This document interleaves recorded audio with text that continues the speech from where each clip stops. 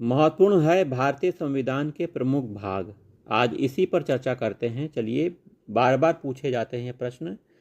भाग 1 में संघ और उसके राज्य क्षेत्र के बारे में बताया गया है। भाग 2 में नागरिकता के बारे में बताया गया है, जिसका वर्णन संविधान के अनुच्छेद 5 से लेकर 11 तक है। संविधान का मौलिक अधिकार भाग 3 में दिया गया है। मौलिक अधिकार भाग 3 में वर्णित हैं। भाग 4 राज्य के नीति निर्देशक तत्व दिए गए हैं। भाग 4 का मौलिक कर्तव्य दिए गए हैं। भाग 5 संघ के बारे में बताता है।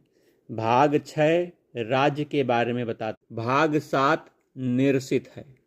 भाग 8 संघ राज्य क्षेत्र के बारे में हमें जानकारी देता है। भाग 9 पंचायतों के बारे में जानकारी मिलेगी। भाग 9 का में नगर पालिकाएँ हैं।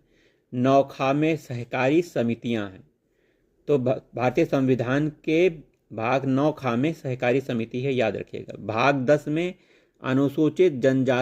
अनुसूचित एवं जनजातीय क्षेत्र के बारे में।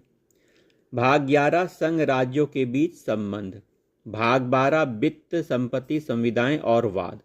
भाग 13 भारत के राज्य क्षेत्र के भीतर व्यापार, वाणिज्य और समागम। भाग 14 संघ और राज्यों की अधीन सेवाएं।